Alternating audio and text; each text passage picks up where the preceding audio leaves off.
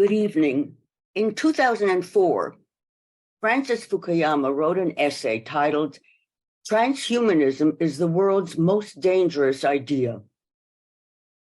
He did so because he foresaw that transhumanism facilitates an extreme form of a two-class society, a master caste and slaves.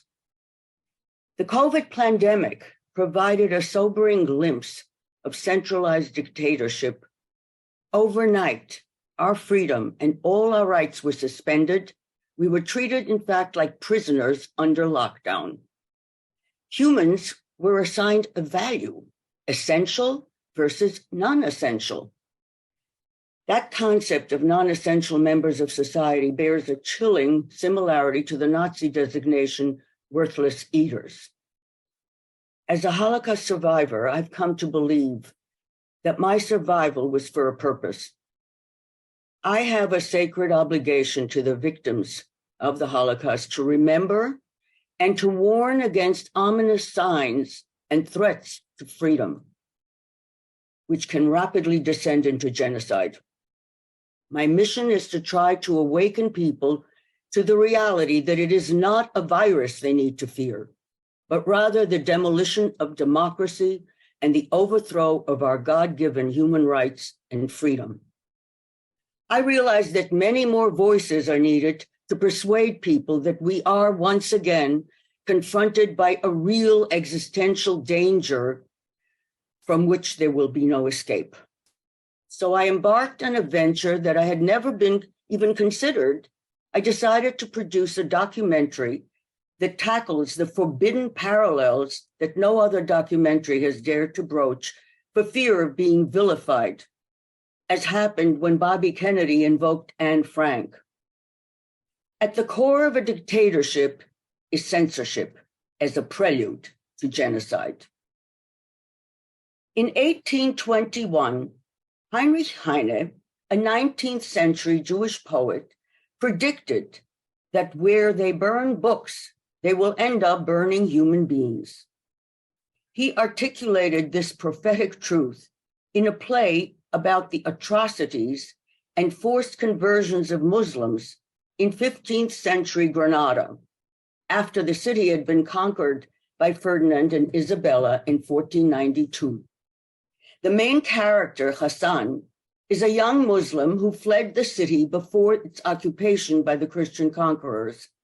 When he returns in secret to claim his bride, as was the custom then, his friend Al-Mansur told him about the atrocities committed under the Inquisition, the killings, forcible conversions to Catholicism, and the burning of the Quran in the town square. To which Hassan responds, "Where they burn books, they will end up burning people." While most of us do not possess the foresight of prophets, the study of history provides instructive, relevant lessons that help to gain an understanding about seemingly incoherent current events. A startling headline in the Manchester Guardian announced, "A library to commemorate the Nazi Holocaust." I found this headline startling because it was dated April 9th, 1934. 8 years before the start of the Nazi genocide of the Jews of Europe. The headline referred to a letter signed by H.G. Wells, Lewis Golding, and other literary notables who asked for support for a library of burned books. The library was officially inaugurated in Paris on May 10th, 1934, to mark the one-year anniversary of the Nazi book burnings. The Nazi book burnings were more than symbolic of Nazi intolerance, brutality, and murder. The book burnings were not carried out by street gang hooligans. Oh no, they were carried out by Germany's university student associations.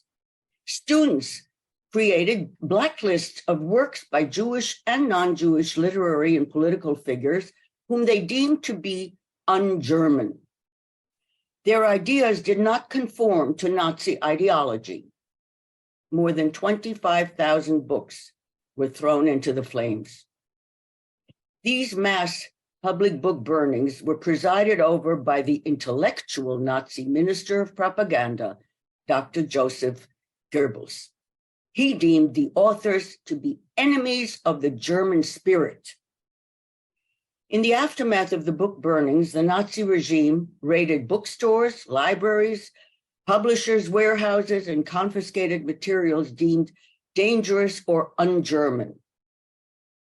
The authors whose books were burned include, and I'll read a little list here, Albert Einstein, Leon Furtwängler, Sigmund Freud, André Gide, Heinrich Heine, of course, Franz Kafka, Erich Kästner, Helen Keller, Alfred Kerr, Jack London, Thomas Mann, Karl Marx, Hugo Pratt, Marcel Proust, Erich Maria Remarque, Upton Sinclair, H.G. Wells, Stefan Zweig, Emile Zola. Quite an illustrious list. Eventually, the French library contained some 20,000 titles of burned books and a very large number of documents and newspaper clippings. However, 6 years later, when the Nazis occupied France, the Holocaust Museum of Books was destroyed. Fast forward to 2023. Dr. Mark Tikoczynski, MD, the president of Thomas Jefferson University in Philadelphia, is most unusual. He is a highly accomplished biomedical innovator whose focus has been on pioneering unique immune therapeutic strategies. He designed several novel methods of fusion proteins with a therapeutic potential for cancer and autoimmunity. Notwithstanding his scientific and academic accomplishments, his job was on the line, simply for expressing his personal approval of tweets posted by Alex Bernson, former journalist of the New York Times. The offending tweets questioned the science of the claimed efficacy of the mRNA COVID vaccines, and he criticized diversity offices and college campuses that promote transgender surgery for children. One of the offending Bernson tweets said that 2 years after their introduction, the mRNA COVID vaccines have proven to be what we all should have expected, another in a long line of overhyped, rushed, profit-driven big pharma flops with weak long-term efficacy and a lousy side effect profile. The takeaway is loud and clear. It's a warning. If you're employed in an academic institution, a government agency, a nonprofit, or corporate entity, beware that any expressed deviation from the prevailing approved orthodoxy will not be tolerated, even if the criticism is valid. Dr. Paul Offit, an unabashed promoter of an ever-expanded U.S. childhood vaccination schedule, was quick to chastise this genuine scientist. Offit stated, "It's incumbent on a university president and medical college dean not to spread information that contradicts prevailing science. You have a certain responsibility, and that responsibility is to stick with the science, to support the science." There you have it, the iron fist of stakeholders' censorship. Once again, academia follows in the footsteps of the Spanish Inquisition and Nazi Germany. Paul Offit's admonition to stick to the science, the prevailing science, or else, those who followed the prevailing science are confronted today by a staggering number of human casualties. The evidence is clearly far, far worse than Bernson's tweet, which characterized the mRNA as having a lousy side effect profile. The UK was the first European country to approve the Pfizer COVID-19 injection and began its mass injection campaign on December 8th, 2020. As a result, the UK death rate is the highest in all of Europe. In 2022, the number one cause of excess deaths in the UK was ill-defined conditions. these so-called ill-defined conditions constituted more than 36% above the 5-year average death rate. The staggering number of US casualties are now estimated at 600,000 American deaths each year after the COVID mandates. Adding insult to injury, newly released government data from Israel's Ministry of Health shows that not a single healthy individual under the age of 50 died of COVID-19 in Israel. 0. As for Bernson's second offending tweet criticizing the promotion of transgender surgeries for children, this very rapidly expanding diabolical medical crime that very few people are raising their voices about. I do hope that you will take the time to see my documentary, Never Again is Now Global, which evolved into 5 episodes highlighting many parallels between the escalating phases of repression, discrimination, and dehumanization that methodically led to the Holocaust. I interviewed some 32 people around the globe, including historians, scientists, doctors, and freedom fighters. The stars, however, are survivors, their children and grandchildren, including, by the way, a grandson of a high-level Nazi scientist who was smuggled into the United States under Operation Paperclip. The film confronts the financial, corporate, and dynastic entities behind the scenes, those who provided Hitler with the financial, industrial, and technological means for carrying out both the military war and the war of annihilation against the Jewish people.